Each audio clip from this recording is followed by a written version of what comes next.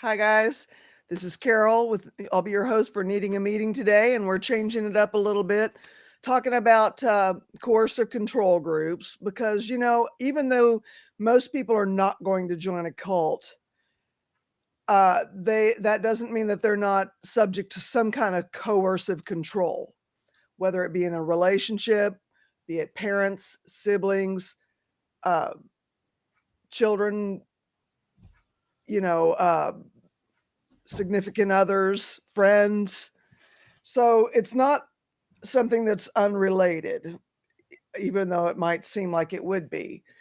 And so my hope is that in listening to this man tell his story, he's a survivor of the Heaven's Gate cult, the mass suicide cult that they found 39 people in Rancho Santa Fe in 1997. Fun fact, I was there in Rancho Santa Fe, California, the very night some of this was going on. They surmised when they found everybody that the suicides had been going on for about 3 days before everybody was gone. Oh my God. And I was there. I mean, and how random is that? Because Rancho Santa Fe, very exclusive part of San Diego. You don't just find yourself in Rancho Santa Fe. I was there in a group that You was, have to go out of your way to get there. well, yeah, and you don't get to just show up and drive around, and there's nothing there except for the big fancy houses and the big fancy properties. So you don't find yourself there accidentally. It's a very, very wealthy area, exclusive, and very few people know about it. Of course, they do now because of this Heaven's Gate cult. But yeah, it happened on March. It was a Wednesday, and I was there on a Tuesday night, the night before they were all found, in a little quote unquote prayer group where we were learning spiritual warfare. Uh, and yeah, I can really appreciate not being distracted with a private chat. Thank you. No, I was just seeing if that would pop up into the regular chat. Hello, Sorry. good to see you too, Tammy C. Hi, Tammy. So yeah, so this is Halloween weekend, the weekend before Halloween, and that's kind of a creepy, culty, spooky thing. Yeah. But yeah, I was there. I was there when those people were. I was in Rancho Santa Fe the night that some of those people were taking those drinks of barbiturates. Oh my Ugh. gosh. Yeah, That's yeah. Isn't that crazy? I mean, like I said, you don't just accidentally find yourself in Rancho Santa Fe, California. right. Now, what were you doing there? I missed the beginning part. How did Okay, you? I was in a quote unquote prayer group. It was an offshoot of the church that I had been going to. My very first one that I joined as a brand new baby Christian, charismatic type situation, and evangel. It's kind of a charismatic evangelical kind of thing. And this group was they were meeting on Sunday afternoons in the church before the evening service. And then we'd meet then, and then they started having meetings in their house, and they happened to live in Rancho Santa Fe, California. Okay.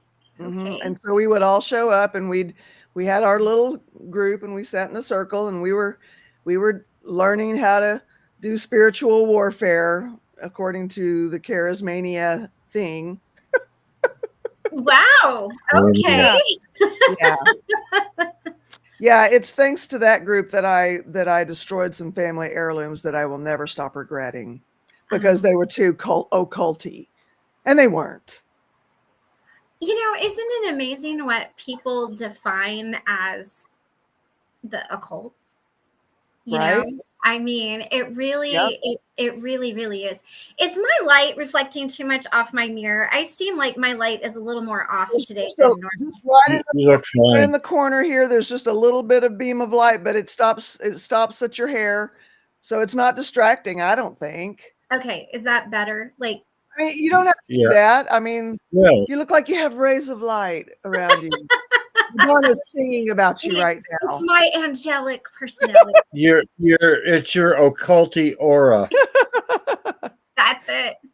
Yeah, this is what I'm going to be sharing is from a survivor of Heaven's Gate.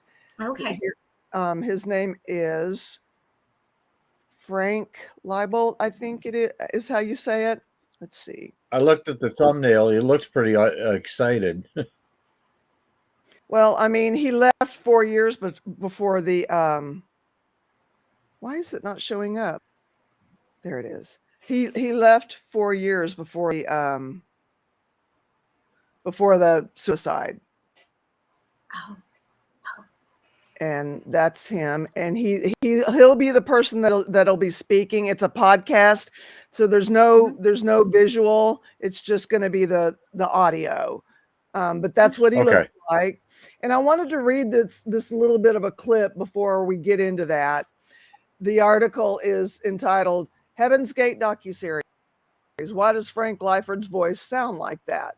And it's a commentary on one of the participants in the HBO Max docuseries, A Cult's Cult or something like that is what it's called.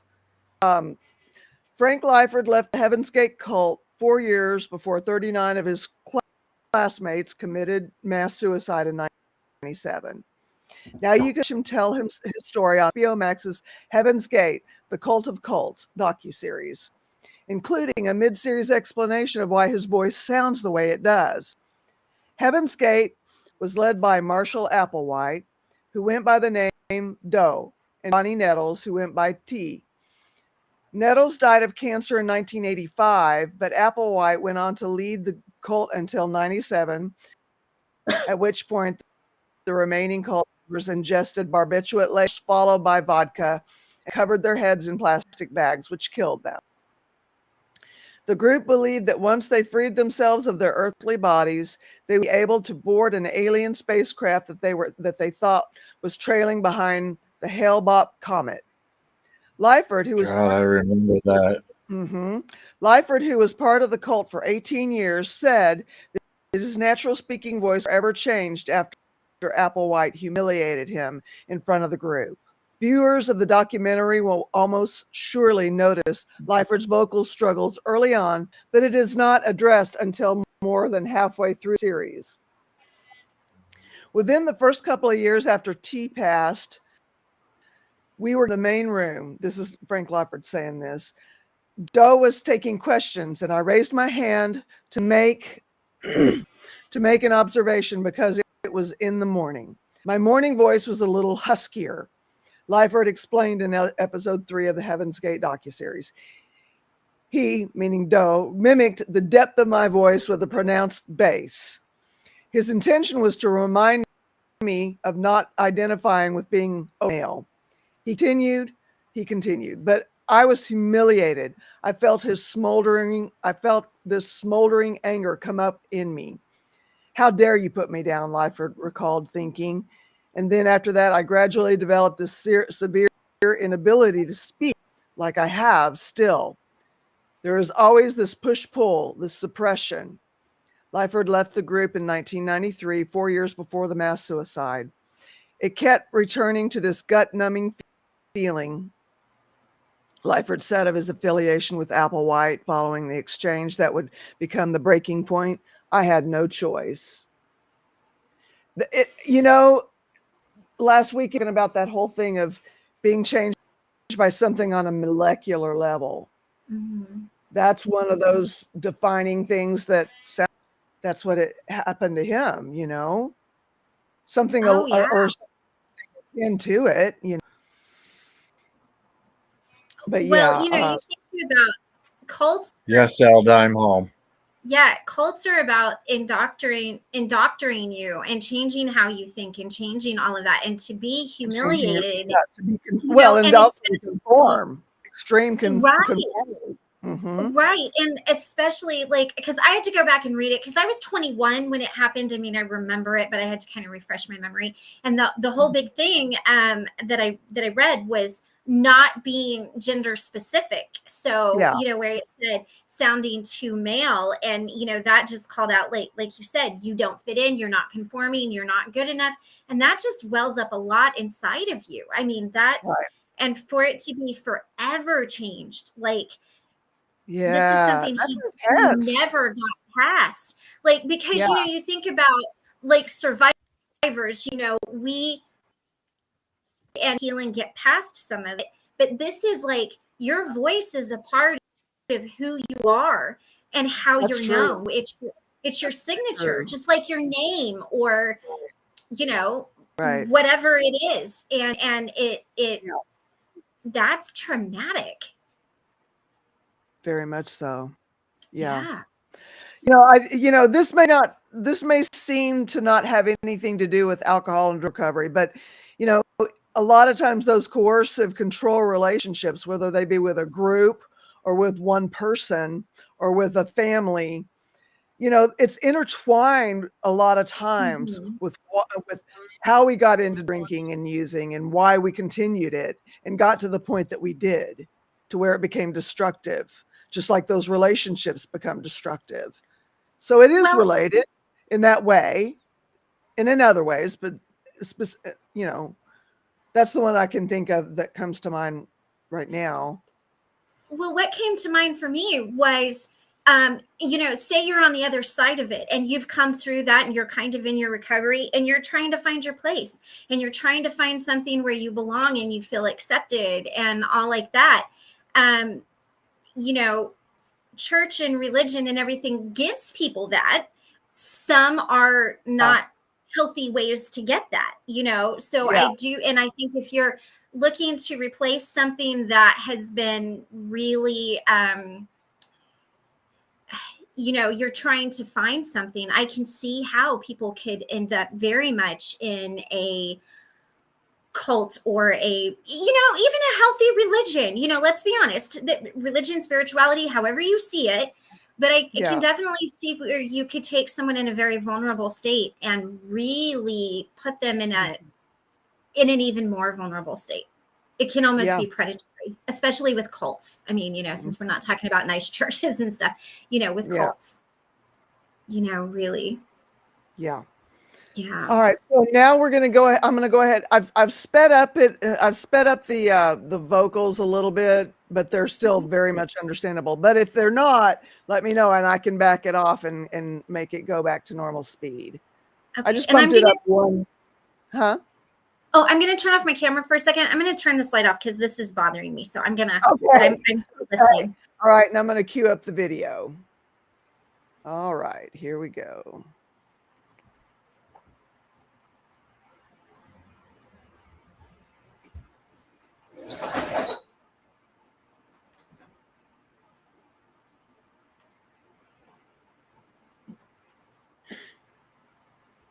And this is from Rebecca Sebastian. She's a podcaster, apparently, and she does a lot of true crime stuff. Based on the little bit that I looked into her. I love true crime stuff. Yeah, for real. Okay, and I don't know why, but the mass murderers like Gary Ridgway and Bundy and Gacy and all of them, for some reason they capture my attention more than the rest. I don't know why. Because it's a disconnect for me, like with you guys. I don't.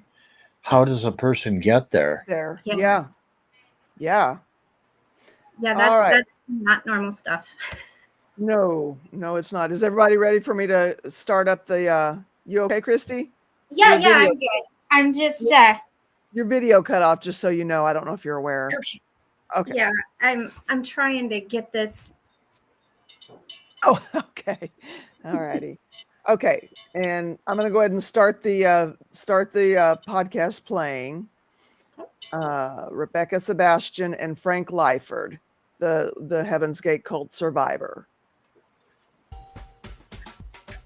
On October 3rd, 1995, the O.J. Simpson verdict was read. Like many of you, I can tell you exactly where I was when it happened. I think I've even talked about it on the podcast. My high school library, where TVs had been rolled in on carts so we students could watch.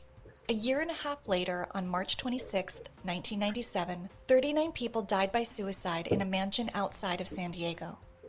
I had just turned 18, was close to graduating high school, and while this event shook the nation, the headline would never make its way to me until many years later. So I wondered, as I often do, why? I asked others what they remember, and they say bits and pieces, but most people I know don't have a strong recollection of the moment when they heard this story. And what a story it is. Mm-hmm. It was a coordinated series of ritual suicides in order to reach what they believed would be an extraterrestrial spacecraft following the comet Hale-Bopp. Investigators believe the suicides happened over the course of 3 days. Group members wore matching black outfits and black and white Nikes, which would become a notorious icon of the cult's story. And eerie, heartbreaking video messages from the cult members were left to be discovered. But this tragedy did not happen overnight or over the...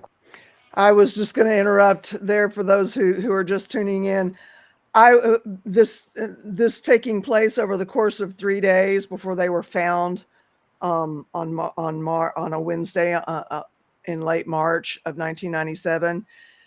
While those suicides were taking place, I was in Rancho Santa Fe, California, which is not a place that you just accidentally find yourself. I was at the home of a person who's basically was one of my cult warm-up groups that what I consider my warm-up for the cult that I have been. Your grooming stage. Maybe so. I don't like that word. That word. I know, because that bothers me. It just. But I just but call I it a remember warm up or the basic training for my cult that I joined. I remember the name Applewhite, and I remember seeing this and saying, "This looks staged." And this is me back in 1997, without having the knowledge that I knew now. Yeah, I was thinking this looks staged, and this guy is trying to get more people aware of his little cult. But it ended up being true, and that flabbergasted me. yeah. I mean, so obviously I do remember where I was when I found out.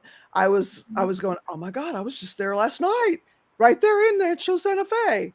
Again, not a place that you find yourself randomly. There's nothing there but beautiful big houses for wealthy people and their big, beautiful properties and schools. And that's it.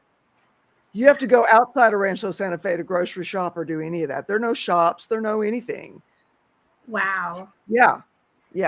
So I will be right back. I'm going to step off for a second. Okay. Just a segregated community. No, just a wealthy community. Yeah.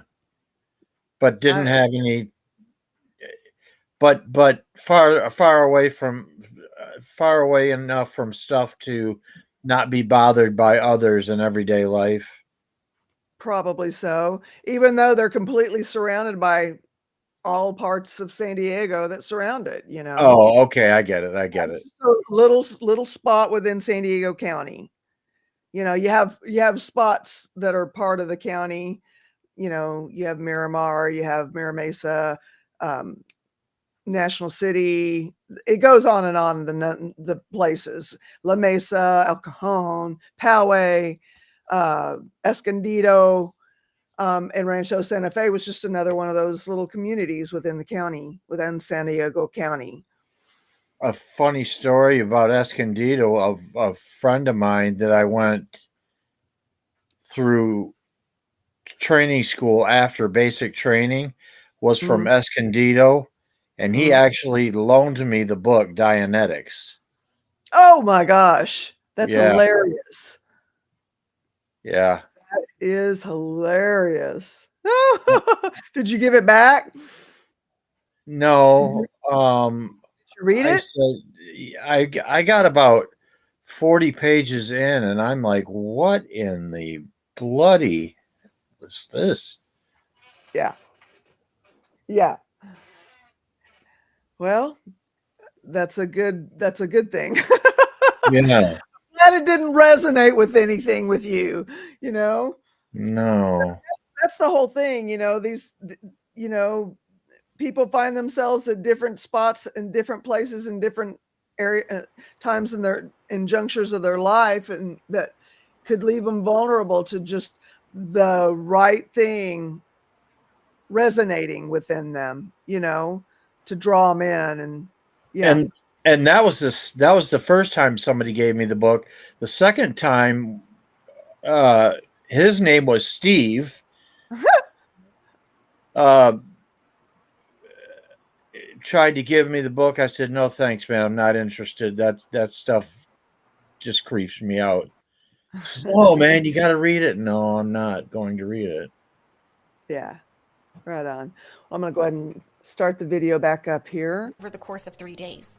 The seeds were planted back in the early 1970s when Marshall Applewhite, known to the group as Doe, met Bonnie Nettles, who members called T, though it seems, and there are accounts, that they also were referred to as Bo and Peep. Marshall and Bonnie drew curious folks into their circle by appealing to their quest to understand other universes and other realms. Marshall's own upbringing was religious, and he seemed to infuse aliens and UFO fantasy with Christian theology and even claimed to be the resurrected Christ. It's going to stop it there. I've kind of made notes for the parts that I've listened to. One of the ways that you can be roped in is needing answers so desperately, like, what is my purpose? Why are we here? All those hard questions that, there are seemingly no answers for, Mhm. and it's very attractive if someone seems to know the answer, Yeah. wanting to know the unknowable. But what they were mostly after wasn't to be found in practices on Earth, but through ascension to heaven, which would come via a UFO when the time was right. At first, the leaders told the group it would just be a matter of months. But soon it was a year, then 10, then another decade. In the meantime, members of what the group called the class lived a nomadic life together, sharing all resources among the group, and all non-working hours being taught by White and Nettles in the classroom. Bonnie Nettles died of liver cancer in 1985, and this event seemed to have impacted Marshall significantly. He said she would continue to help them prepare for the next level, and the group did so for years, eventually becoming early adopters of the internet and earning a living by designing web pages, including their own, which still exists to this day. My guest today is Frank Wow. Lyford. I didn't realize that. Frank spent nearly 18 years of his life in the Heaven's Gate cult and has done the hard work of recovery to make sense of and heal from his experience there. Frank is now a life coach, and as you will hear, he is incredibly spiritual, wise, and I would say has a very unique perspective on what happened to him and what happened after. As we move along in this series on cults, Frank's story is so important because he isn't an expert on anything except his own experience. I love A that. lot of what he said challenged my preconceived notions on the perpetrators of wrongdoings in cults, as well as the terms victim and survivor and what those even mean. I am so grateful for Frank's vulnerability and willingness to go deep during our conversation. And I don't usually say this, but I would encourage you to listen to today's episode with an open mind and an open heart.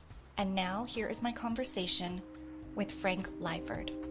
She's the one that has a channel about true crime, right? Frank, thank you so much for being on Dialogue, a true crime conversation. I'm really excited to talk with you this evening. It's great to be here. Thanks for inviting me. Of course. Thank you for being willing to share your story.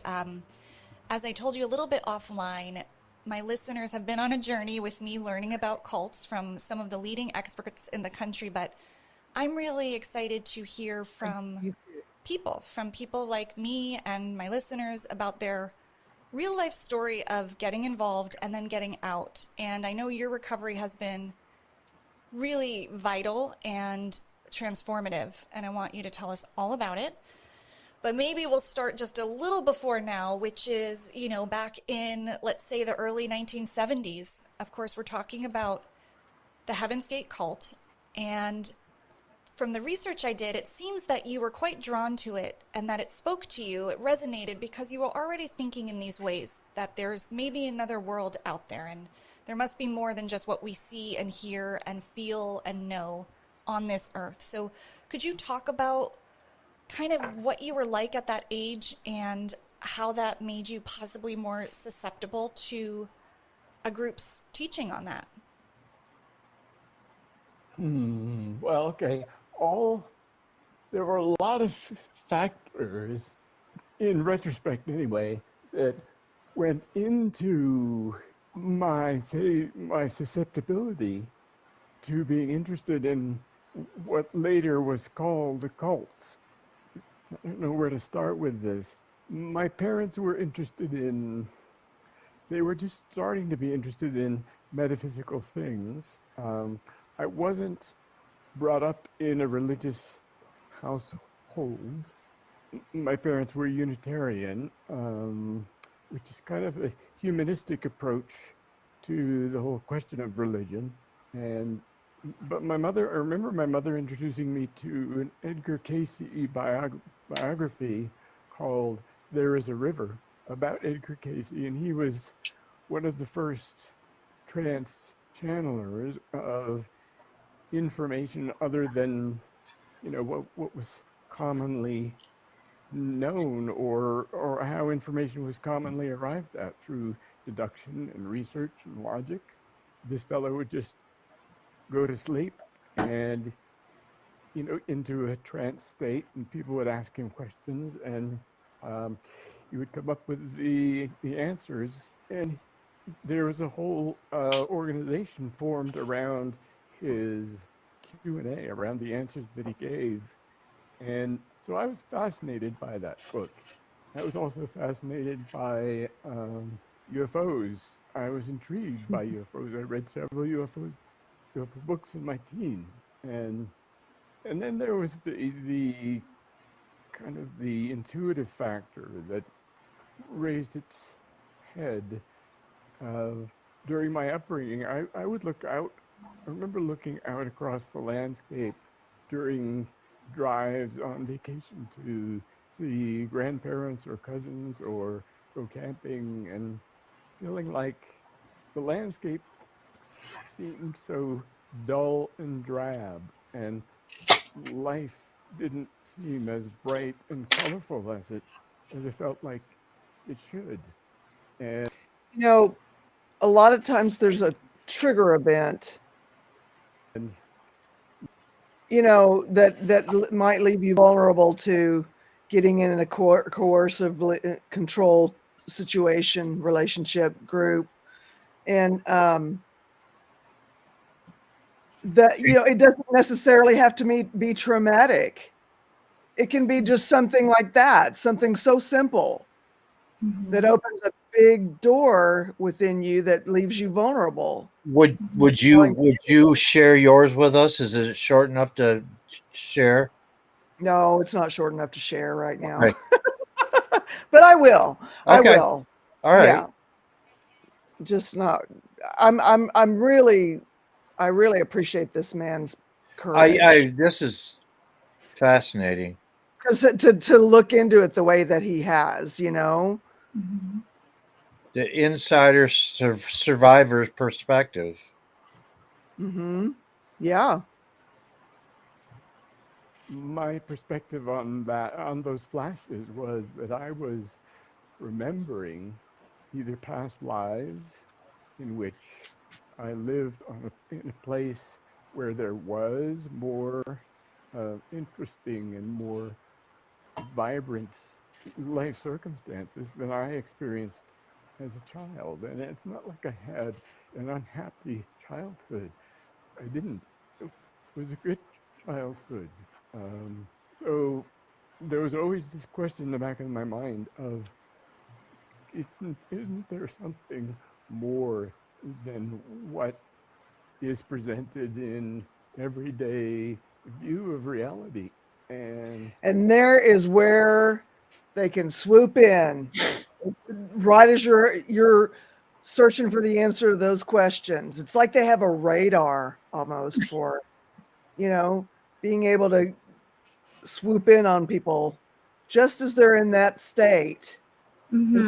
instead of letting them find it within themselves and find it for themselves, they become the end all be all, you know. It's because you have a vulnerability and they capitalize on that. yeah, and you have an honest curiosity and an honest need to know the things that we apparently can't really seem to know in this life, you know. And that seems like it's a doorway for them. Yeah. Well, and it's a doorway for a lot of unhealthy behaviors. I mean, not just a Yeah. cult, you know, when Right. you really are in that perspective of, because we all look for that, right? It's our great quest in life. Why am I here? What is my purpose? What is my journey? What Yeah. does my faith look like? What, you know, I mean, even right now, there are people who do believe in UFOs, who don't believe in UFOs, you know, people who Yeah. believe in more magical things, people who don't, you know, and so it really is. And I think this is a good awareness, not just for, you know, people with the faith-based things, but for other Yeah. things too. You Yeah. know, I mean, I can definitely see how it could go the other way. And instead of joining a cult, someone could be like, well, here, try this, or take this drink, or do this. This will help you, you know. I mean, so I think it's very wise to really, you know, see that and make sure that it's so important that you're around good mentors and good teachers, and like you said, people who do let you figure it out yourself, Yeah. and don't try to, you know, or give you space to reevaluate what you believe. Maybe you're at a point in your life where you're reevaluating things, Yeah. you Yeah. know, again. How long is this video? Because I think we need to. The audio, how long is it? Because it seems like we need to get back to it. Oh, it's an hour, but like I said, I have it set up on not the full Oh, gotcha. playback speed. Or I thought I did. Let's see. I'll speed it up a little. Okay, and we don't have to listen to the whole thing. You know, there's a wealth of, you know, information in the first 20 minutes. Truthfully. Yeah, it's been eye opening. Yeah. So I suppose the openness of my parents to metaphysical things, you know, they became more and more interested in doing their own searching in that way. And I was kind of the same mind, although, you know, I was a normal kid, a normal teenager. I don't know if that speaks to the question thoroughly enough. But I think it does. I think it does. And you know what's making sense to me? As somebody who never really considered UFOs to be a viable possibility or thought Sounds about like that, Christy. I do know that I'm somebody who wonders and thinks and believes there should be something more, there must be something more. And what I uncovered in my conversation last week with Dr. Lalich is, you know, one cult does not fit all, right? Like there's a message within every group that's going to be better targeted to a specific person. So while I wouldn't have probably maybe taken the flyer and gone to the first meeting for Heaven's Gate, I think I might have signed up for a class for NXIVM when it was called Executive Success Program for Self-Improvement, right? So I think that's just an important distinction, because I think it's easy for people to say, well, not me, wouldn't happen to me.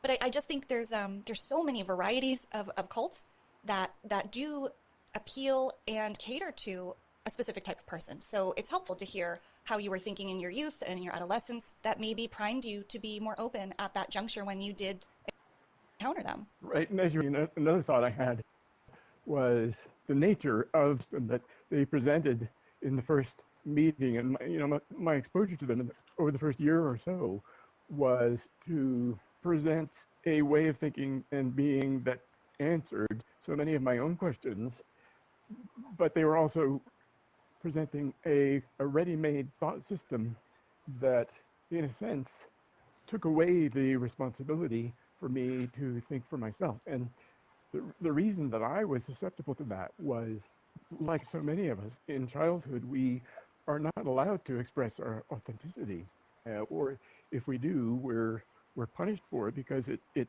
for whatever reason it feels inappropriate to our parents or our teachers or whoever is managing us as children. So that curtailment of my ability to feel free to be me was an ingrained pattern. And So, as we'll probably talk about more later, I feel like it's really important for us to be in touch with our own inner guidance system. And if I had to cut to the chase and say, what one thing did I learn from my experience in Heaven's Gate cult? It was to pay attention to my intuition, pay attention Hmm. to what my inner guidance is telling me, whether you see that as your connection with Holy Spirit or your connection with higher self, or you call it your gut knowing, but whatever it is, that's our guiding light. So I feel like that was a commonality with everyone who became a member of the Heaven's Gate cult, is they didn't feel safe to choose their own inner guidance system, and because of that, they weren't probably in touch Wow. with it. They didn't Whereas it's someone like, else who came across they the also kind of capitalize on this lack of confidence because you don't have the answers, and this inability to have confidence in your own compass to find the answers for yourself. And it's tempting. Good morning, Christy. It's very tempting, you know, to hand over that responsibility to find the answers from within yourself or for yourself, you know?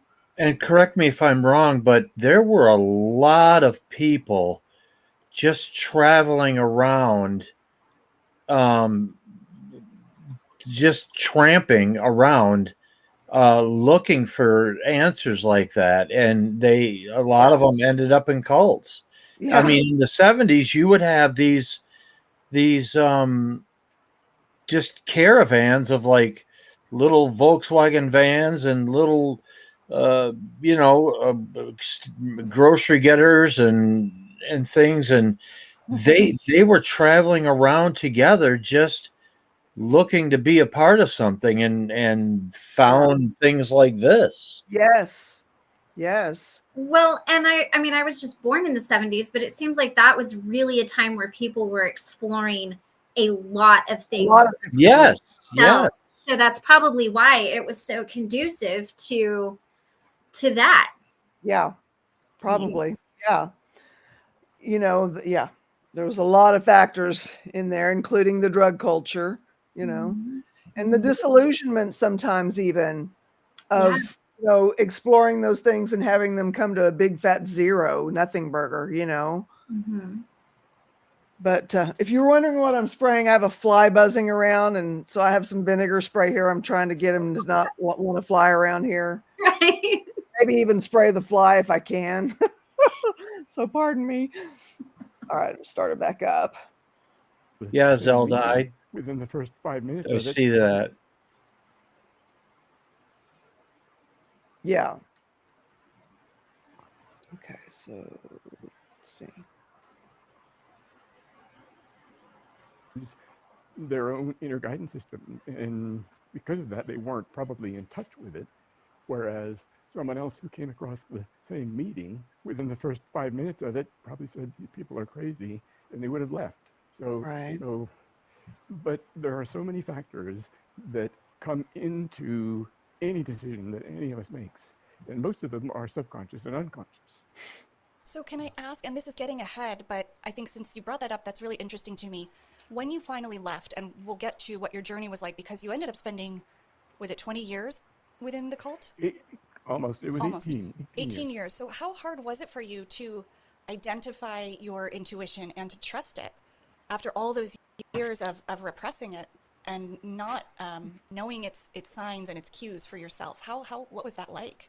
Well, the reason that I left was not through any inner conscious choice that that I made. I had to speak with several people years after I left to really understand that inner dynamic that caused me to leave. One of those was the Anya knowledge. Among others, this was at a Cult Awareness Network seminar. So really what happened Hmm. that caused me to even consider leaving, it's not black and white. You mentioned that intuition was repressed, and that was absolutely correct. It was repressed. I was indoctrinated, and you might say brainwashed, by the teachings of T and Do, Bo and Peep, the two leaders of the cult. But it was out of a desire to follow the rules of the club that they had created Mm. with the goal of meeting the requirements for ascension. we believed it would Mhm. ascend. So everyone who was there, who was part of that group, had the same goal. We wanted to meet the requirements that supposedly T and Do had been given by their older members, the people above them that they were listening to. These were people not in their presence, but people who were communicating with them telepathically. And so there was continually all of this indoctrination, you could say, but it was instruction after procedure, after guidelines, after how to live, how to think, how to speak, how to eat, how to sleep, how to work with Ooh, others, how to live your life in a way that was conducive to surviving and thriving as a member of this next evolutionary level above human. So wow. we haven't gotten into the thought system at all, but that's kind of the motivation, our daily motivation in a nutshell. So that was my focus. And if there were ever any red flags that came up, I wasn't, it, it was out of place to express any Mhm. misgiving I That's might have had normal in a cult. about that. If Tiendo said something and it seemed wrong, Yeah. I immediately overruled that thought because Tiendo were our teachers and we definitely did put them on pedestals.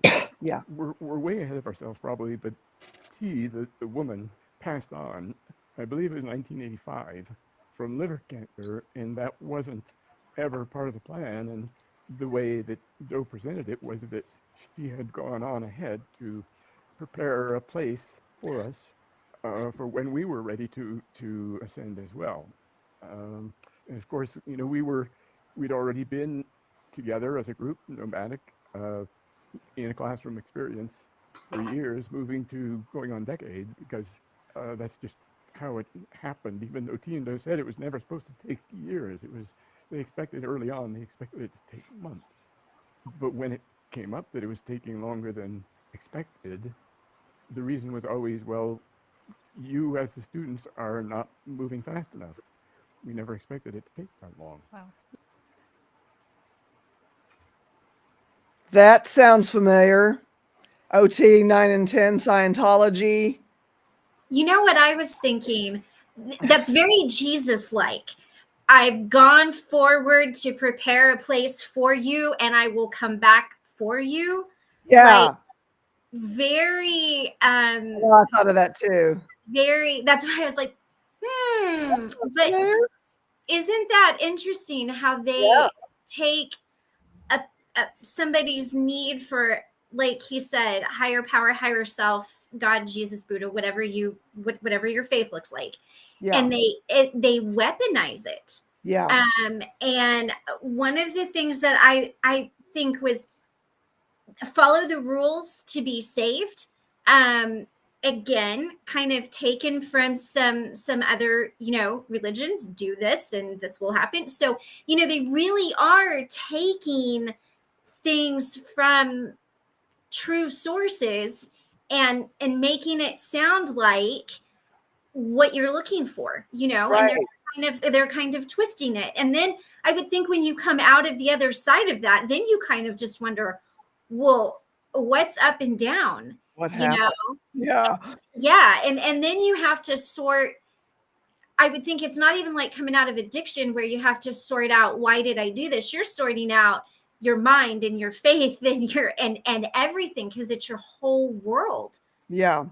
Uh, You know, the thing that I think that is different between like this and say something like Scientology was Scientology had everything written out and you had something black and white Yeah. to to follow and believe, and this was just charismatic uh Yeah. leadership. well, and Well, isn't I that mean, Hubbard was that, and a lot of these things came out of his lectures. So he was sitting there lecturing people, indoctrinating them the same way these guys are, mm, the way the Hmm. people were in the cult that I joined, mm-hmm. you know? Can I just say how much she sounds like Christy, by the way? Is that how I sound? Do I talk that fast? Am I really that fast? I do have this sped up. No, it's it's okay. It's all good. All right, So starting it again. was in effect an indirect guilt trip, but that did serve to help us to buckle down, focus more, even though it took decades. So, can I ask organizationally how it functioned that you were able to move around? Were the members earning income and bringing it right back to the group at large and to the class and the teachers? Is that why would you move for different employment opportunities, or was it all very isolated? How did you make it all work, I guess? Well, the group called itself the class because it was a classroom in preparation for the next level, for graduating into the next evolutionary level above human. Um, so we went through stages. Initially, for the first year, there wasn't a lot of structure, and we traveled in groups of 8 or 10 or 12, giving meetings. That was what would be called a recruitment phase. And then at the end of that year, T&O called us together into a campground in Wyoming, and that was the formal start of the classroom experience. Okay. So for the first, that was 1976, late 76, and then early 80s, we moved into houses from campgrounds, but from 76 till 81 or 82, we all lived outside in tents, and we had our structured group camping experience, unimpeded by others because we were always on Bureau of Land Management land or ranch lands where we had explicitly gotten permission from the owners to camp out there with the goal of not being disturbed.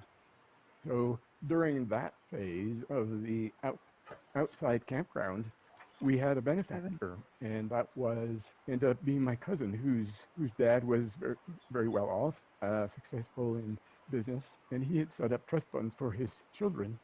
So my cousin, David Van Sinderen, donated his trust fund to the group, and we ended up running it dry. We used it up. Was he a Wow. member? Of course, Was he in the yes. class? Okay. Yeah. Wow. And that precipitated our decision, or T&O's decision, to move into houses where we would be closer to work. And so that started the kind of the communal aspect of the group until its demise, when about half of us would work outside the group at jobs and pretend to be normal humans, and not let on at all that we were in a kooky UFO group. And we come back and cash our checks and bring the cash back to the group and give it all to the purser, and that's what paid for our rent, food, gas, all expenses. Wow. That must cause what my therapist would call cognitive dissonance for the person leaving every day to work in the outside world and do the normal office thing or whatever they did and then come back. That's that has to be tricky in the mind. Were you working in the group or outside? I worked outside for the most part. I started out working as a waiter in restaurants, and then I moved into reception work. I was a medical receptionist in Austin when we were there, and then we moved to Dallas, and I ended up working for Microsoft in their sales office. Wow. Interesting side note. That was mid 80s, 1984 to 86. Wow. And Microsoft had just gone public shortly before I left, and I was an assistant to the regional sales manager, who was being promoted to national sales manager, and he asked me to go with him to Redmond, Washington, and of course I was in a cult, and so I gave the excuse that no, I can't. My wife can't leave her job here, so I have to quit. So anyway, that was interesting. That would have changed my financial outlook drastically, probably. Wow, Right. that's all. Sure. Because they were offering stock options then. Anyway, Ooh, So you were working mostly outside. right. And then my starting work at Microsoft got me interested in computer programming. So I learned computer programming on the job with that job and subsequent jobs. And You know, what was I going to say? What is it that he said? I was going to say something about, there's so many opportunities that you can miss out on being so absorbed into the cult and feeding the cult and being all about the cult. I missed a lot of opportunities when I was in. Well, and I think it's important to recognize that he is clearly smart. So Yes. it's not just people who, No, they don't go for slackers. They go for yeah, intelligent people, that's what I was looking for. productive people. Yeah. They don't go for slackers. They don't go for hangers on and at all. Some of the hardest working and most dedicated and intelligent people are cult members, and that's just the truth. I mean, if you watch any SPTV, you see that. Oh yeah. You Oh know, yeah. yeah. This is just, And when I don't want to go back to it, but when he was talking about going into a diner, his voice, or working at a diner or something, his voice did something really funny. He tried to make his voice less deep on purpose. Wow. And I that was the one thing that I'm keying on when you said listen to his voice and you can hear something different. And then when Rebecca Sebastian is interviewing him, his voice is not shaky. He sounds like a dog that's been beaten. Yeah, so sad. Because that's exactly That's where what you end up after it's all said and done. A beaten up dog. that's what his voice is coming across as to me. And it's It heartbreaking. is heartbreaking because he's clearly a very intelligent and intuitive and very nice person. Yeah. All right, let's start it back up. And that's the work that I did throughout the rest of my time in the cult, as well as my working life after the cult. Okay. So that's pretty fortunate that you had the ability to self-teach that. That's helpful for all scenarios. But this leads me to a couple questions. So the Heaven's Gate website is sort of an iconic part of the cult's identity. I don't know if you would agree with that, but from what I read, it still exists, and it looks so much just like it maybe used to. I mean, it looks like a website that was not designed in the last couple of years, right? So were you part? And it was very cutting edge when Heaven's Gate. Not everybody had a website when Heaven's Gate launched theirs. Were you part of that in terms of the tech and the development of that? No, because I left in August of 1993. Okay. The cult suicides were in March of 97, so that's 3.5 years. So I believe they developed their website probably in the last 3 years of their life. We were starting to do contracting as a company, incognito. We weren't coming out and saying who we were or what we were doing, but there were enough of us who had computer skills that we could do that we could eliminate the middleman and just contract directly with people who needed computer skills. So that was starting at the point that I left. So I didn't really finish my thought a few questions ago about we were talking about intuition and about the inner guidance system and how that was suppressed. The things that started to reawaken it were coming up within the year prior to when I actually left. One of them was, and again, I left in August of 93, and I think it was in April of 93, the Branch Davidian cult in Waco, Texas was splashing across front pages regarding their conflict with the alcohol, tobacco, and firearms branch of government. That made an impression on Doe. At that point, T had passed on, and Doe, since T's passing, had been preoccupied with the question of how will our ascension into the next level take place, because it hadn't happened over the ensuing dozen years. And he may have had some subconscious fear of his own demise, and so I don't know, that's my conjecture. So this was on his mind, and when the Branch Davidians sort of triggered their own their own demise through the fire that ensued from the attack by the ATB. Whether they were a cause or not, I don't know. But Doe then started entertaining the thought that maybe we should get some firearms and learn to use them, Oh. and wow. in that way trigger our own demise. And that was a red flag for me, even though I never expressed it and I didn't feel that I could. I was ashamed for thinking it because Oh. Yeah. that was going against the thinking of my older member, my teacher, who I had come to see as someone who was more capable of determining my path through life. Another one was discussion of, well, first of all, we were celibate. There were no sexual relations. There were no relationships aside from a relationship between student and teacher. So it was. There were some members of that cult that had castrated themselves. I read that, and the main guy was one of them. And what I read was they giggled and laughed when they before they did it, because they thought that it was really important. And Yeah. like how sad, he thought that someone else was more capable of determining his own path than Right. him. That's Yes. self-esteem. And I wanted to say one other thing.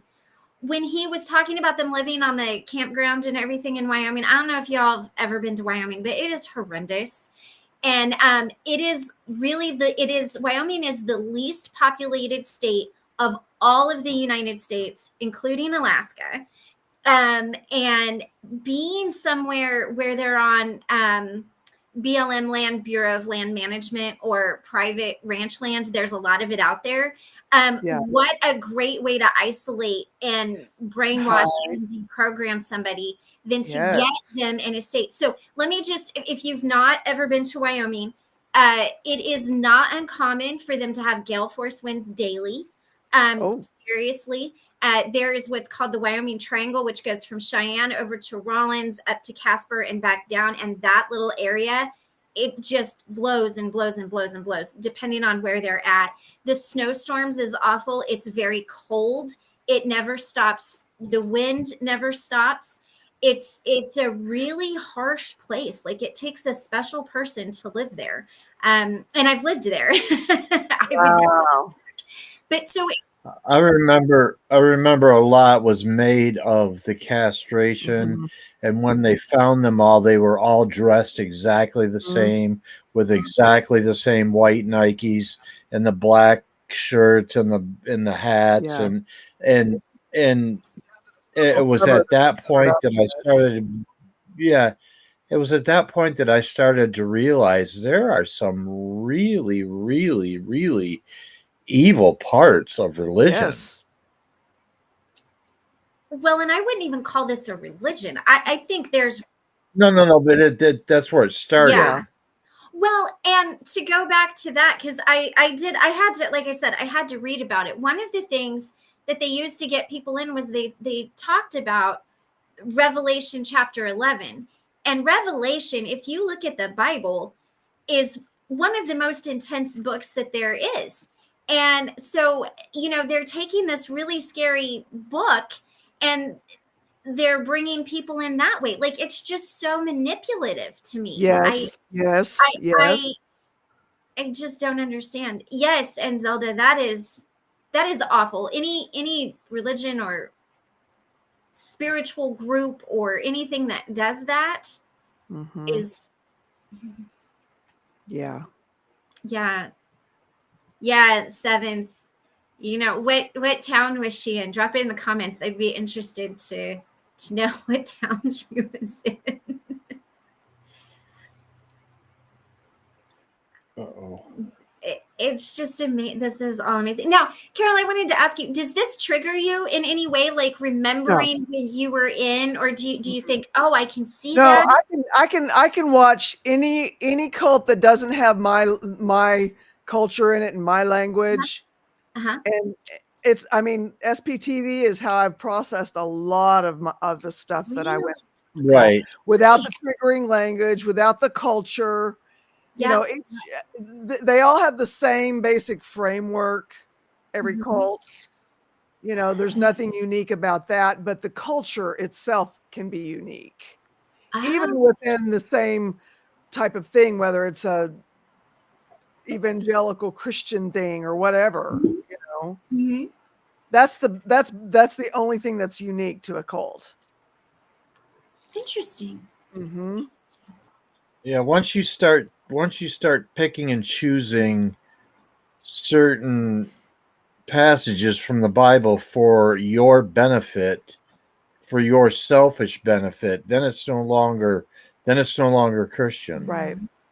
It's no longer faith, it's no longer the good things You that guys are see my that any decent person would reach for religion to, you know, share and to, you know, fellowship in and all that stuff. yeah.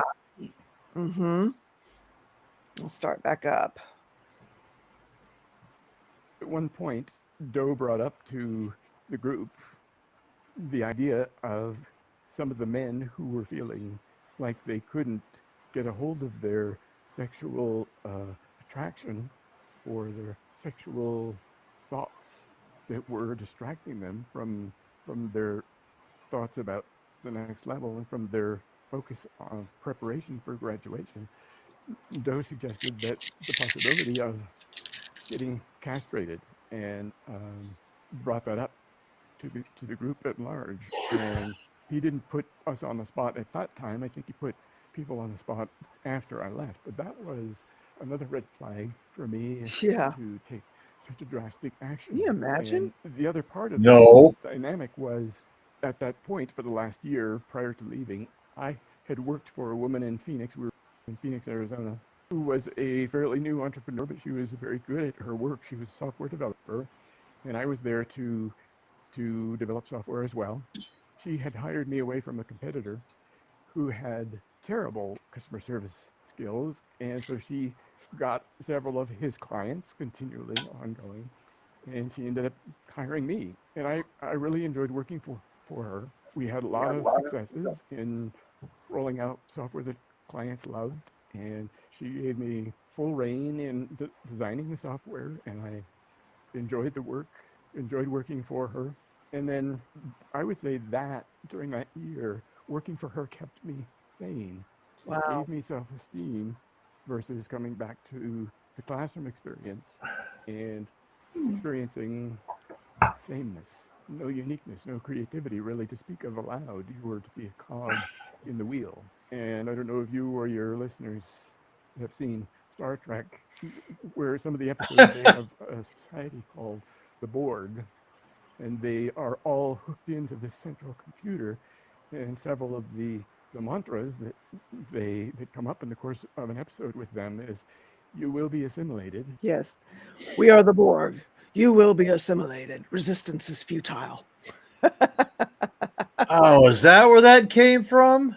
Yes, from Star Trek, from Next Generation, Oh my and now gosh. on into Voyager. Yeah, I've been crazy. quoting Star Trek and didn't even know it. Yep. You will be assimilated. Resistance is futile. Ooh, Rock rock Springs. Been there. Been there. Not a good place. Glad she's out. What do you guys think? We're almost halfway through. Do you want to go for the whole thing, or maybe just a few more minutes and then?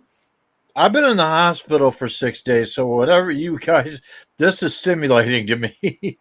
Right on. It is to me too. It's fascinating, and I let's love let's your go for it. perspective. Let's go Okay. for it. Okay. You guys in the chat, okay?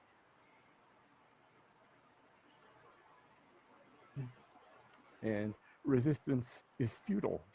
And Doe thought that model was excellent. He thought that was something to be aspired to, of everyone fitting in perfectly to the machinations of the overall operation, whatever it would be. That was another red flag for me, even though I couldn't have said why it was, but it was. Hmm. So anyway, I worked for this software developer, and then it came time to move. We moved periodically. I think you asked why we moved so much. And the reason was guidance that Dee and Doe received from their elders, or they felt they received. So it was time to move. We'd been there and for a year, and or more, maybe it was 2 years. So we had to quit our jobs, and we would go to this new place, wherever it was, and get new ones. It was no big deal. Mm. And then on the way from Phoenix to San Diego, which is where we were going next, I started feeling this misgiving in my gut. It was like my gut was telling me I can't be here anymore. And I didn't know where it was coming from. It wasn't a mental process. It wasn't intellectual or logical. It was just, for lack of a better term, I would call it a gut knowing. And so I was traveling with a check partner. Every task we did, we had a check partner. We didn't do things by ourselves except the work we did outside the group. So I brought it up to my check partner, and she said, well, bring it up to Doe and see what he says. So when we got to San Diego, I wrote a note to Doe, and he picked it up, read it, and came and talked to me. And he said, okay, I explained what I was feeling. He said, okay, sleep on it. I'll talk to you in the morning. Announcing Mind Over Murder, a new true crime podcast. You're listening to the Mind Over Murder podcast. My name is Bill Thomas. I'm a writer, consulting producer Wait a at minute. Tweak as we explore new true crime cases as well as Their class members. It was kind of like an inquisition in that Okay. their class members. It was kind of like an inquisition in that You're listening to the Mind Over Murder podcast. available on your favorite podcast platform.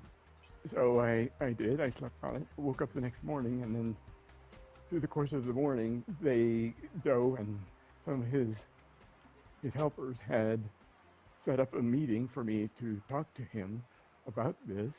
And so we met in his quarters with Doe, me, and 4 other class members. It was kind of like an inquisition in that I was at one end of the table and he was at the other end of the table, and then the other 4 were on the long edges, kind of as a buffer between Doe and me. Doe started out by saying, you haven't displeased me. There's no reason for you to leave. What's going on? And I expressed again that I just had this gut knowing that I could no longer be in the group. And I think he reiterated that again, that I hadn't displeased him. There was no reason. And I just kept returning to this gut knowing as my touchstone, realizing that even if the worst scenario were to come to pass, that as they believed, the earth as a garden for souls would be plowed under and civilization would have to begin again. It didn't matter. I had to follow this gut knowing. I couldn't continue with the inner conflict. With our cult, the threat was that was held over you, of course, was that you were going to hell if you left the group, because you're not in the special elite forces that gets to go into heaven. That is nowhere in the Bible. There is nothing. They would quote the scripture. They went out from among us so that it could be shown that they are not of us. And, but that is so taken. What I wanted to say about that was,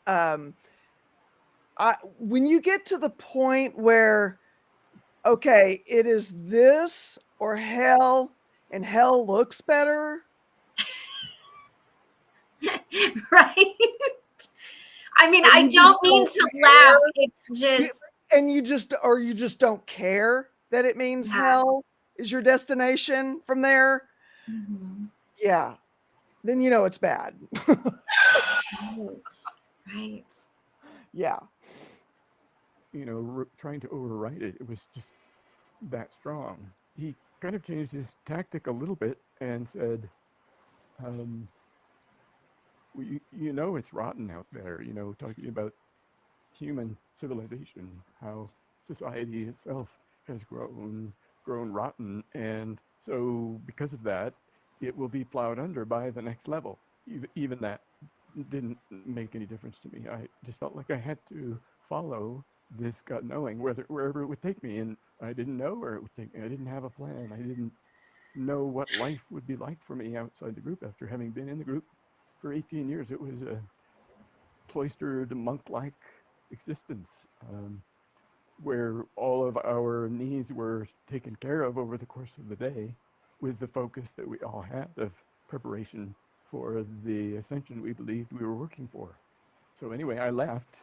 They I, we arranged for me to buy a plane ticket, and I bought a ticket back to Calgary, Alberta, Canada, where my parents live. Oh. And they took me to the San Diego airport, and I got on a plane and flew to Canada. And one stark memory, or etched indelible memory from that experience, was flying as the plane circled around the San Diego harbor in the bright sunshine. I just felt this huge weight lift off me, Oh my and God. I I felt relate elated. that I felt so strongly. I had flown, if you guys recall, I kind of obeyed the kind of inadvertent advice of the pastors to not see about my mom when she broke her elbow and her kneecap. And and it just tormented me so much that it's like they better enjoy that one, because if something comes up again, they don't get another one. Right. And sure enough, she's going for open heart surgery. So I didn't get permission to go buy a plane ticket. I just got the ticket and went to see about her. And then, and I was there for a couple of weeks, and then it became clear that I was going to need to apply for a longer term family medical leave. And my friend helped me pack up my apartment and into a storage building, and I drove my car. And it's like every mile that I put behind me, getting California behind me, because California is where I was when I was in the cult. Just like it's one more mile that I'm that much closer to freedom, complete freedom. I'm out of there. I'm out of there, Yeah. So I relate to what he's saying there so much. higher than a kite, and I felt like I'd made the right choice. But to put that inner dynamic into perspective, that was what I would call now me listening to my higher self, my inner knowing. But that episode didn't trigger that listening as a way of life. It took me really years before I moved back into a position of fully resonating and fully listening to that inner knowing, fully trusting it, because it is a trust issue. It's because we're taught not to trust, and the cult made that even more pronounced, of not trusting our own thinking. It was, to me, that model was wrong. It was off. Yeah. We need to learn to trust our inner knowing, which itself is a learning process, because of the influence of all kinds of external factors that come into play in our decision making. Wow, Yeah. Frank, that's a lot. I have to ask and assume that you hadn't been in touch with your parents. So what do mom and dad say when you show up after all these years? What do they know? What do they not know? And I just can't imagine that reunion. Right. Well, they didn't know a lot, although right around the time that T passed on, the woman who had been Doe's partner and was Doe's older member, we had been receiving information somehow that family members were looking for their loved ones. The parents were looking for their children. Children were looking for their parents, whoever had joined, and not told. We never told our families much about what we were doing. Occasionally, we would send a postcard or a brief letter saying, "We're fine. Don't worry about us. We're doing what we want to do." But we were always very vague. Mm-hmm. We somehow learned that some of the parents had connected with each other, some of the family members, and had created their own network. So they were gathering information and trading it and developing this understanding about what we were doing. Wow. Also, there were ex-members who assisted with that. So that T and Doe considered that a threat. to our being able to continue unimpeded in our studies in our classroom. And so with that in mind, they instigated visits back to our parents for 3 or 4 days, back to our families. Okay. And this was in the mid 80s. It was like 84, 85, 86. So they did have some contact with us at that point. And then after that, we continued sending them the occasional letter to set their minds at ease, even though, it probably didn't do Yeah. that to any degree. So when I called my parents the day that I was leaving, they were surprised and they were overjoyed, and they welcomed me with open arms. I'm so glad to hear That's that. amazing. I love the idea of a group of parents, pre-internet, finding ways of finding each other and connecting and putting these pieces together For real. because their kids, they know that something wasn't right and they knew their kids were not well and weren't safe. There's something really amazing about that. Yeah. Knowing that, I've never heard that. Do you, looking back, because you know what we all know now, the horrible tragedy that occurred just a few years later, I mean, that gut knowing you had saved your life, ultimately. So do you think that's why it was so strong and so persistent and louder than everything else that might have maybe made you change your mind, that it just propelled you to get out of there? Well, yeah, it definitely was stronger than any of the conditioning of the prior years. But here's where I want to talk about kind of two perspectives at once. Okay. What did you term it? What was the term before? Cognitive dissonance. Yes, it was a tragedy, and yet it's my belief through what I've learned since then and the wisdom that I've gained since then is at least every major aspect of each of our lives is planned in advance. I believe in reincarnation. I don't know what you or your listeners, how they feel about that. Okay. But that is an important part of my own belief system now. There's what's called the pre-birth planning session before a soul incarnates into a lifetime. They decide what they want to learn during that lifetime amongst their soul group of the people around them who are assisting them in that process. People will volunteer and say, well, I will assist you with that. I will play XYZ part in that. I will play somebody who you have to forgive. If you want to learn forgiveness, you'll need somebody to forgive. So I will play that part. I will forget who I am because I love you so much. And I will play that part in your life. And you will have to remember who you are and who I am for both of us because of the part that I've decided to play. So there's a dark and light interplay for the purpose of wisdom, for the purpose of learning, for the purpose of expanding. We don't know what is at the end of the life. We don't. Nobody has come back to tell us, or at least that's the mainstream view. Even though religions have answered that for us in various ways, but I was heartbroken by the suicide. Yeah, And no, yet it was. nothing happens without a reason. So no matter what, no matter whether you lost your daughter or your son through that event, it's there to teach us something that we wanted to learn before we incarnated, that we forgot about when we incarnate, because the veil descends, the veil of forgetfulness descends, and we don't remember anything about pre-birth planning or anything about who we are at the soul level. And so that's tough medicine, I'm sure, for a lot of people to hear me say that. But I believe it's true. And so, your podcast, I don't remember the full name, Dialogue, Yellow Tape, you know, and so Yellow Tape to me invokes the police line, do not cross view, and so a crime has been committed here. And so was a crime committed in T and Doe taking the authority over us in presenting themselves as a Let me tell you my answer. Big fat yes. People died. That's crime. Yeah.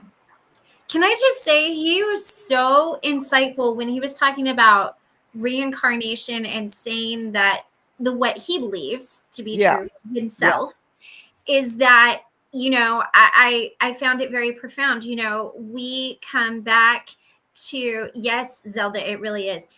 You know, we come back to learn lessons that we have chosen, and people help us learn those lessons. And the way he has sorted that out for himself, I think, is very intellectual, very thought through, and very, you know, like Zelda says, a very good description of what a lot of people who believe in reincarnation and that type of thing really believe. He put it into words that were very, very good. And And so Was his it, philosophy is, you know, I get where he's coming from with that, but at the same time, if you don't believe in reincarnation, then yes, a crime was committed oh against yeah, 39 people, well, even if you do believe in reincarnation, it was still a crime. 38 or 38 people. The You one, you know, know, it was only still one not of those okay. people was doing that of their own volition. Everybody else was coerced. now, did this, did he foresee this?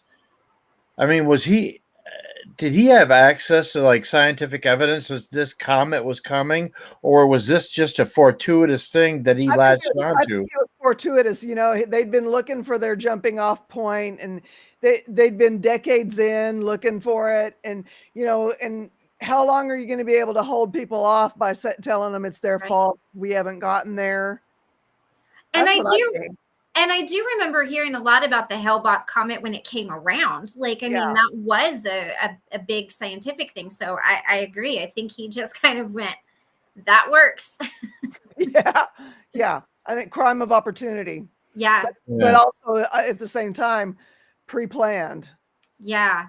You And know, definitely a crime. Like I said, I think however you believe it, yeah. lives were taken. He was just waiting Right. for his comet, whatever it might have been.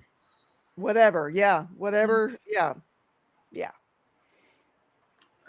So we'll continue.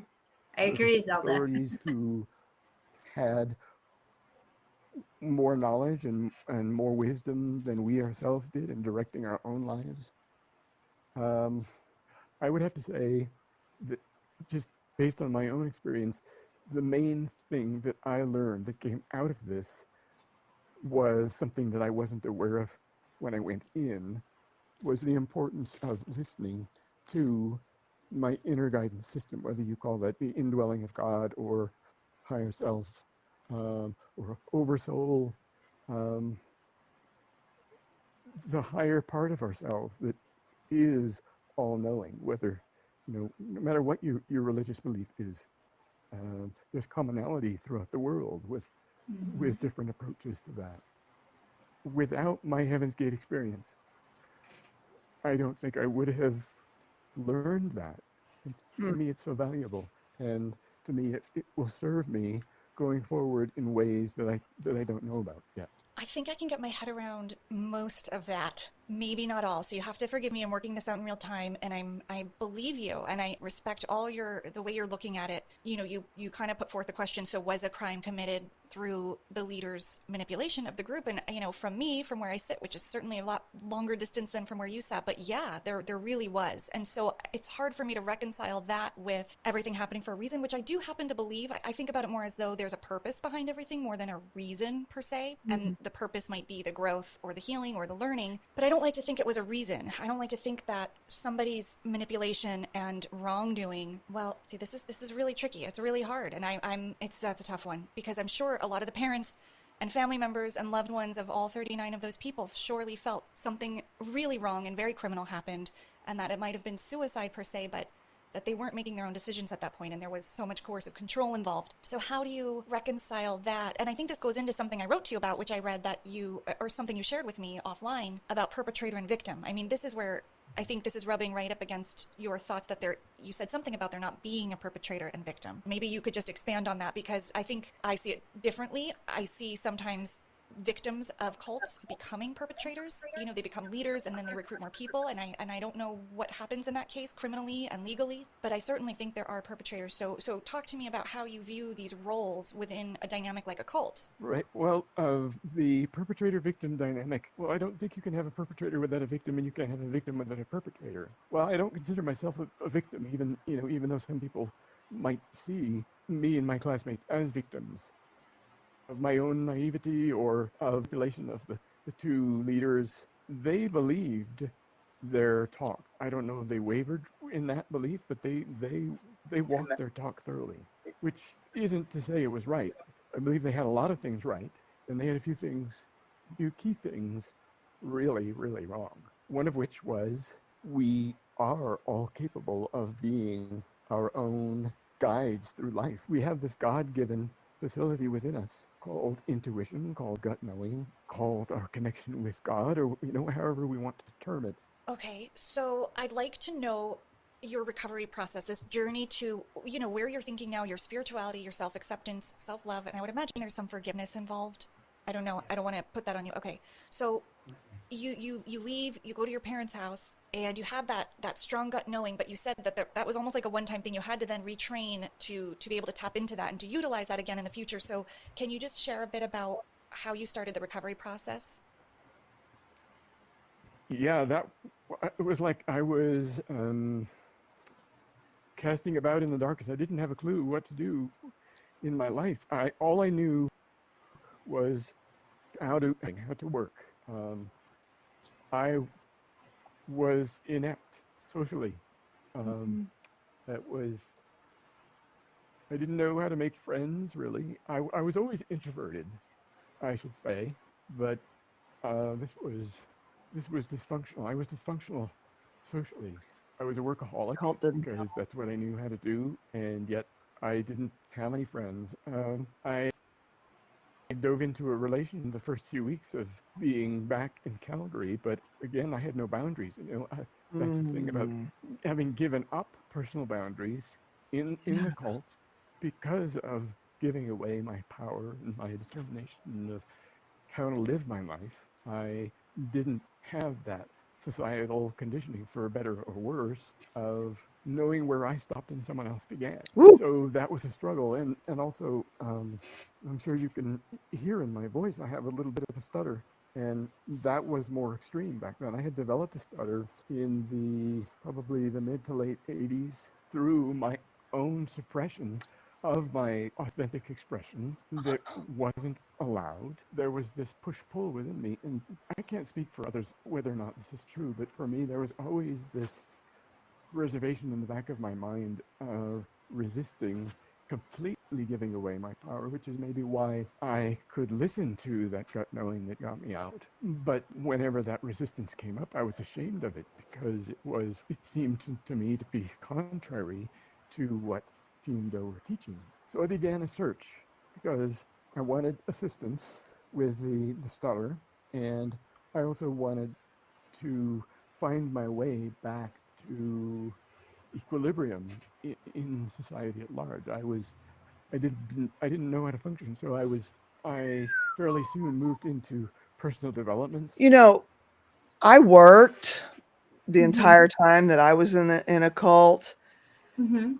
but I still had to deal with a lot of that. I mean, because you're unraveling from it all, and Yeah. was it really like it seemed like it was? Because Mhm. you've been so programmed to believe that if you're having doubts, it's your fault, it's your Yeah. problem, you're in sin, and you're contrary to God's will, because this group Right. is God's will, and blah blah blah blah blah. Mhm. You have to Mhm. take All of us have sinned and come short of the glory of God, though. That's written in there, and we're in. different thing, Steve, different thing altogether. Yeah. We're not talking about that. We're talking about their view on what the sin Ah. is. Yeah. Yeah. Well, and can I just say he's coming from a very balanced place. Like I would the say. way that he is talking about this um is you talk about putting in the work. This man has put in the work. He has Yeah. delved into himself. He's Yeah. figured out his own faith. He's figured out his own beliefs and what that looks like for him. And Yeah. the thing is, it's not common. That when you say you believe in reincarnation, some people can kind of look at you a little sideways, but he has really sorted this out himself and come to terms with it. And that is very admirable to me, because he took something where he had completely given away his power and his decision making. He had been, in this really awful place. And now he has stepped full into his power and his belief. He can explain to you in a coherent way why he believes that, how he got there, how he's reconciled all of it. And to go through something like that and come out the other side and say, this is what I learned and this is how it made me better. And I think I agree, Zelda, those are lessons he could have learned in a more normal way. But through decisions of our own, we come to where we come to. And I think it's amazing, absolutely amazing, he could reconcile all of that for himself. Oh man, he has put in some work. Yes. I promise you. Yes. And when you're unraveling from all that, it can feel like your entire being is coming unraveled, like a thread on a sweater being pulled.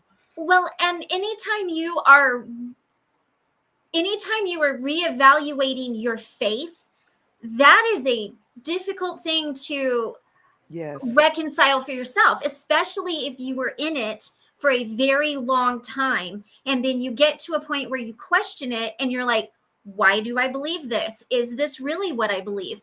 That, so not only was he doing that, but he was also fixing himself. So he was doing multi-layer level of work with which his brain, like, to work for Microsoft and be that smart, like, it probably was very satisfying for him on a lot of levels because of just the intellectual part of it. Mm-hmm. But that is, it's hard enough when you go through and you look at your faith, just like I'm assuming with you leaving the cult, what do I really, where does this fit into things? Like, that's a hard thing to look at.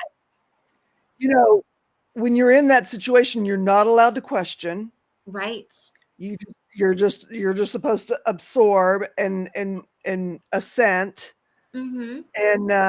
And when you start thinking about stuff that's contrary to that, then you start thinking, wow, is hell really the better option to this? And what I ultimately came to with that was, if I believe something that cannot be questioned, then I'm on that belief is very shaky. Mm-hmm. If something like a question can knock me off balance from what I believe, then how firm a foundation is that belief? Yeah. And that's what ultimately saved me. Yeah. Well, and you should be allowed to question. I think anything where you're not allowed to question your belief. I mean, think about it. Even if you're in religion, pick any religion, any church out there. If you have questions about why do you believe that, someone can sit you down and say, this is why we believe this, And I think that when you really start to question, I think the big things are your faith and yourself as a person who you are. You got to sort it out for yourself. You really do. And then stand around that, especially if you're coming out of a situation like that. Yeah. Getting away from it. Well, and especially like he'd been in it for 18 years, if that's a long time to, and I mean, I've reevaluated what I believed, and I was in it for 40 years, and so when you really start looking at it, you're like, maybe I don't really believe this part of this anymore. Maybe this really isn't where I'm at. And that shakes the whole ground of who you are. Woo, you ain't kidding. Who you were raised as, who you thought you were, who other people thought you were. And then you come out and you're like, maybe I don't really believe that. And then, there's that other side. But the thing is, having that acceptance, of people who love you. And I think, and I mean, I wasn't ever in a cult, but I don't know what I would have done. Oh, I don't know. I came out of South Texas and dove straight into Steve's arms, so to speak. But I mean, what he gave me Mhm. was unconditional acceptance. Right. And that's powerful. Oh my God, so powerful. Yeah. And at that point, you got to believe, was it luck or was it divine intervention? Sure. Yeah. Yeah. You know, I only have what I have, and I only have evidence that I have, and what I believe around that, changes a little here and there, but Mhm. at the end of the day, maybe not so much changes. I don't know. Yeah. Because why does it happen like that for me and not for somebody else? That's where the questions come in for me. Well, and you want to hear something interesting, go into how you met Steve. So when I met Michael, his brother lived 3 houses down from my mom, like around the corner, 3-4 houses down, and he was always down. But my dad was dying of cancer, and I was not in a place emotionally to, I had just gone through a divorce. I was not in a place emotionally to meet anybody. I mean, oh my Lord, you talk about someone you didn't want anything to deal with. Whew, I was that. But after my dad had passed and everything, he walked into the gas station and I met him. And so it was exactly when I needed to meet him. I didn't meet him before because I would have not given him a second look. I wouldn't have been able to have appreciated all of the amazing things that he's given me and that he's done for me. I mean, he's part of the reason that I don't struggle with anorexia anymore. I mean, I got out of it for me, but it's his love and his acceptance of me. And so I do believe, when you're ready, it just shows up. Yeah. The way I describe that is my wife is not perfect, but she's perfect for me. Yeah. Oh, see, Michael's not so romantic. He's like, you're my kind of crazy. I'm like, right on. At least I'm somebody's kind of crazy. But this has been very profound because I think there's a lot of this, even if you're not coming out of a cult, that really makes you think about yourself. Sure. And how you see things. Yeah. And just his intelligence. And yes. you can tell he's very intelligent. And she is a great interviewer. I mean, she just let him talk. She just lets him talk. Fantastic. I love that. Yes. So much. Yes. That.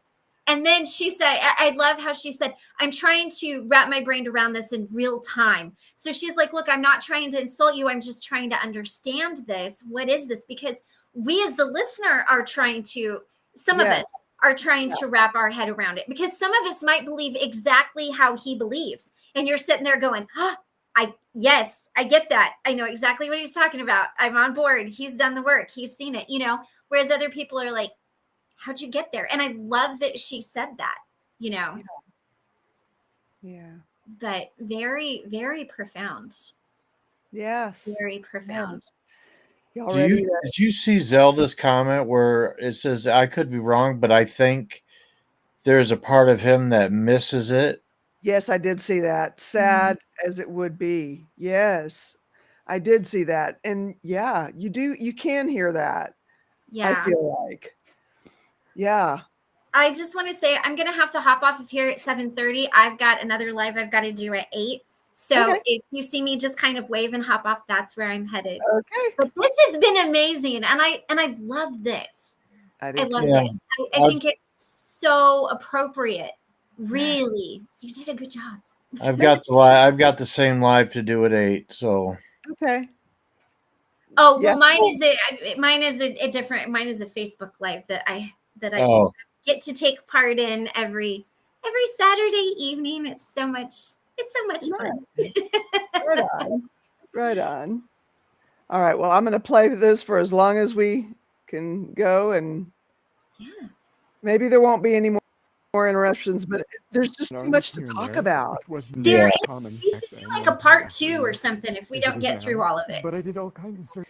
Yeah, and we've only got like I don't know, about 10 minutes left. Maybe you could go through some and pick out some salient points that we Well, could see, I, talk about. I'm hearing it anew with you, so I don't have Mhm. that yet. I don't have I have not listened to this all the way through yet, so I Oh, don't have well, I don't have the ability to do Well, that. if it's 10 Yes. minutes, let's get going because we can get to Let's the get end. going. Yes, let's get going. Let's get going. All right. We back it up just a hair and we start. I didn't know how to function, so I fairly soon moved into personal development seminars here and there, and which wasn't as common back then, 1993, as it is now. But I did all kinds of searching. I ended up going to see counselors. I actually drank quite a bit for a while, alcohol, and of course that didn't work. And I tried marijuana, and I didn't get along too well with that either. So, but I was searching for answers because again, my view of society was there must be something else. There's something beyond this. So I was always looking for the story behind the story, which T and Do were more than happy to answer, and they did in many ways. They opened my eyes to the possibilities of completely different levels of society and levels of beingness. I gotta interrupt here. If it was all bad, nobody would be in a cult as we speak. Mm-hmm. Well, and nothing is all 100% bad. There's otherwise you wouldn't do it. Like you That's said. right. That's right. That this is the reason that I joined, that I didn't feel like I had access to anywhere else. And later on, I felt like that was not true. That was a misunderstanding. There is access to tons and tons of knowledge, even though it may be hidden from mainstream view. There's lots of knowledge that is, I think, now more than ever coming to light. To me, the logical mind is overrated. It has its place, but intuition is more based in the heart and in the gut. We can gain knowledge, we can absorb knowledge intuitively that we may not have access to through our logical mind, through our deductive powers. This is all so helpful and interesting. And I'm thinking as you're talking, in this age of information and the internet, and the more we know every single day, do you think it's getting harder for us to operate from the intuitive place? Is that harder for us to trust and to even identify because we have so much capability of knowledge? I would say yes and no. Yes, because we are bombarded with magnitudes more information than we've ever been confronted with on a minute by minute basis. So many shiny things vying for our attention. And yet, from an energetic, metaphysical point of view, I feel like our world is also being showered with energetic information that is assisting us to awaken to what is beyond our 5 sense view of reality. What does that look like? How does that show up to you? For me, it shows up in, like, I'm a life coach now. And so in my life coaching, intuition is a huge part of that. And it's my goal with every person that I sit down with to be a conduit of whatever their higher self wants me to lead them to.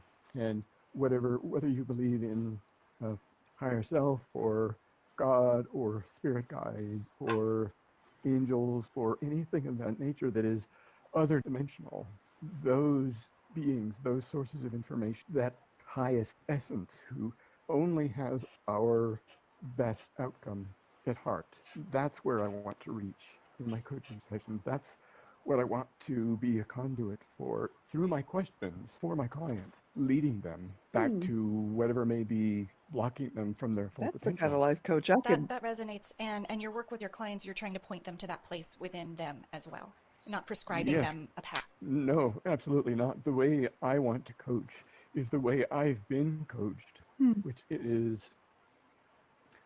what questions can I ask my client so that they arrive at the answer that's best for them? Right on.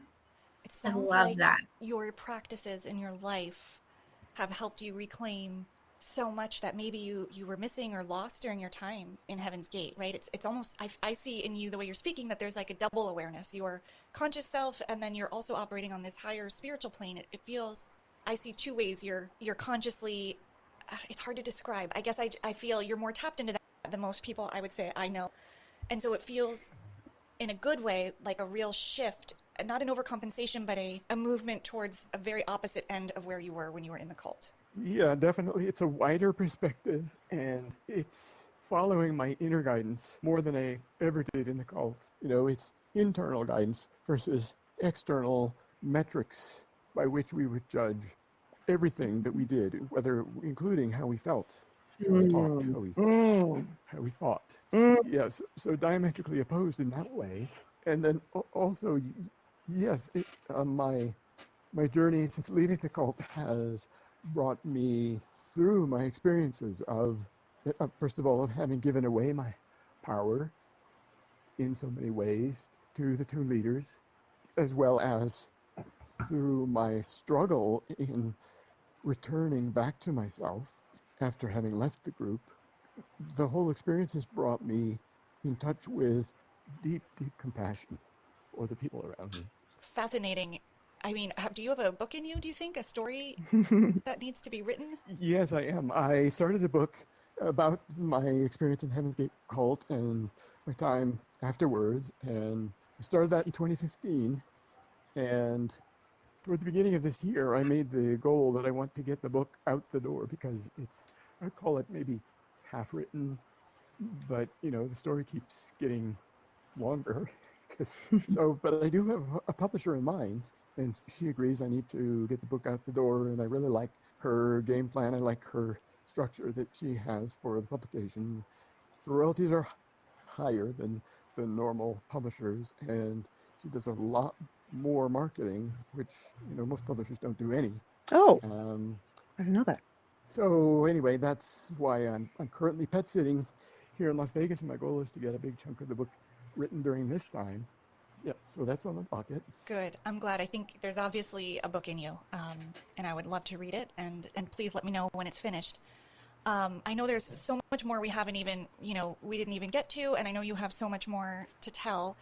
But I have to ask you something that I ask all my guests before they go, and that is, what is keeping you up at night? Well, I sleep pretty well. I don't really have any chronic issues keeping me up at night. Good. Can be figurative. Well, I guess the biggest thing is what's next for me. I mean, these are strange times. Right now, today, this year has been unusual in so many ways, and yet I look again the story behind the story. So I'm always interested in, well, what's going on to trigger this? What's motivating people to do the things they do? And so I, as well as many people that I speak with, have an understanding of this time as a tipping point in Earth's history that is unmatched for millennia. Something like this hasn't happened in the Earth story for millennia. And to me, the outcome will be either very good or very bad. And it depends on an individual point of view, whether that's the case, whether it's good or bad. And it will be both. It'll be good for many, and it will be not so good for some. And so in that way, I think there's a divergence of timelines, of separate realities, depending on how people see themselves and the people around them, which is a reflection of themselves. So,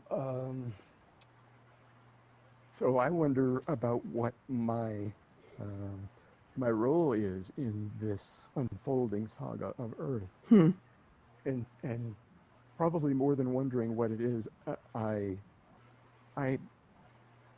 allow myself to be derailed from what I envision it to be, out of the fear of stepping out into that. So That's not easy. I guess if anything keeps me awake at night, it's the over-analysis, the analysis paralysis, and the second guessing of that role that I have envisioned. I wrote a short story about it, even in 2015. Anyway, that's the long answer, I guess. That's a relatable answer. I'm feeling that too. And I just really appreciate you and sharing your story and so much about what you've overcome and transcended and continue to transcend into. And it's really amazing. And I want to thank you for being on Dialogue. Yes. Well, thank you very much, Rebecca. I appreciate your questions and your openness to listen to my answers and perhaps my alternative view to the way you view the world. And it's been my pleasure. Thanks very much.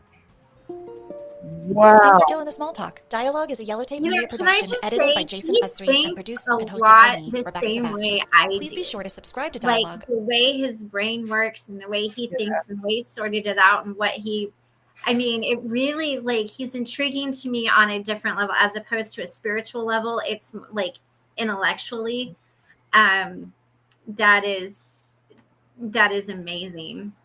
It is. And It it is. and I think he's given so many strategies, not just for life, but for recovery as well. Because, like you said, when you Yes. start to untangle that, it can be Yes. a lot. And, Yeah. you really have to, whether recovery of any kind, whether Yeah. it's drugs, alcohol, abuse, whatever. Yeah. And it's that was really I that was amazing. It was, wasn't it? Way more than I could have ever imagined it could be. I know. Well, and such a I love how he gives a very intellectual, well thought out point of view to kind Mhm. of because not everybody's going to believe and think like him. And I Right. like that might challenge somebody to wonder, oh, how do I do that? Or, what does he mean by this? And, Zelda, your intuition is so important. My dad used to tell me, always listen to your intuition. He always said that's God's way of talking to you. And, it's hard to do because we really, when it comes down to not listening to your intuition, it's because you're not trusting yourself for whatever reason. Yeah, he's adorable. For whatever reason. And I think working on trusting yourself will help you to have that trust in yourself to be able to listen to your intuition Yeah. ultimately, Yeah. but it's, and I loved how he talked about that and trust yourself. I mean, look at him. He trusted himself. He didn't Yeah. let anybody sway him, and he saved his life. Like, Yes. ultimately, he saved his It's life. his life. He And did. whatever power you, attribute that to, gave him that. And he trusted himself enough after 18 years of not trusting himself. And I think that's what's powerful. When you can get to a point where you say, I trust myself and I trust this and I know it's right. Yeah. And it's not always easy, Yeah. Yeah. Nothing about what he went through is easy. No, I can't imagine. Mm-mm. And if he did get that book written, I mean, Yes. That's next on my that. reading list. Yes. I want that. 100%. Me too. I want that book. And speaking of reading list, I should have my friends and family smart guide book on Monday. Okay. So I'm very excited. Maybe we'll do a thing where you're sharing from that because, yeah.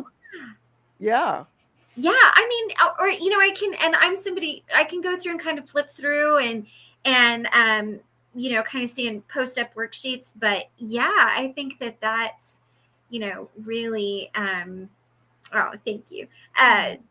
Really I think it's really important, and I'm going to get that DBT training stuff too, because that Right on. honestly, anybody listening, if you have not looked into that and you're struggling with how to put things together, how to just be mindful and present in your own life, and what does that look like, irrespective of anything else, that is honestly the best I've ever seen. And this is years of really expensive therapy and lots of stuff. And that was the one thing that helped me more than anything else. Right on. Wow. It was powerful. So if you haven't quite found your thing, seriously give that a look. Go check it out at the library, find it online. Right on. and I'm going to order those. So when I get those, I might, what helped me most was just mindfulness, just being aware. And you want to know something really cute? My husband never used to say that. And now he's always like, we need to be mindful about, and every time he does, I'm like, yeah, that's me right there. That's me. Oh, cute. So I love that. very, very good. Yes. Well, that was amazing. I mean, I'm just blown away at how good that was. I'm trying to figure out how to poke that way. Right? And be like, there you go.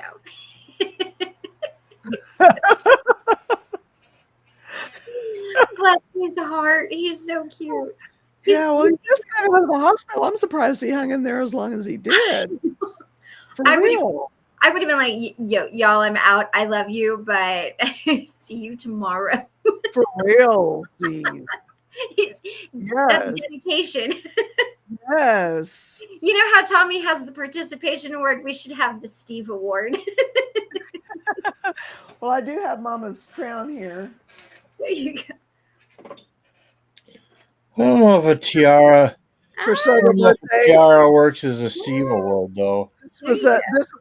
My mom wore this on her very last birthday, her 95th birthday. Oh, that is adorable. I love that. I love that.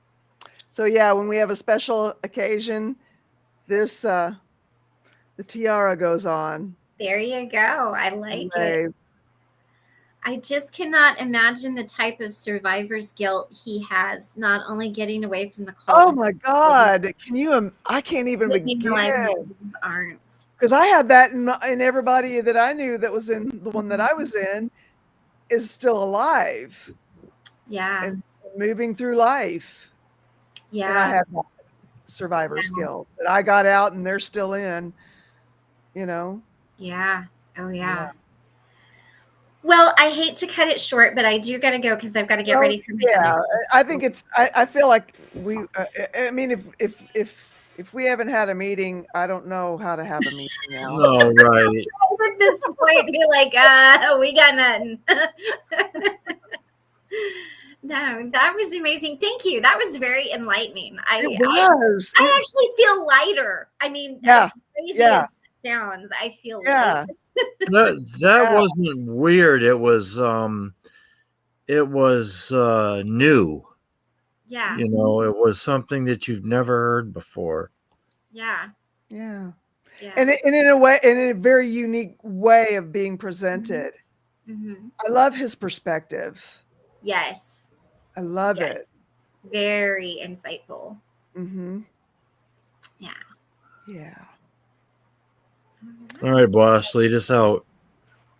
All righty. Moment of silence for those that are out there still suffering in their addiction, their coercive, controlled relationships, all those struggles, and those struggling to recover and get out of those trapped situations.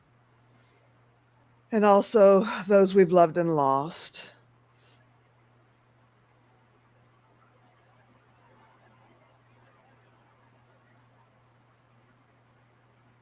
God grant me the serenity.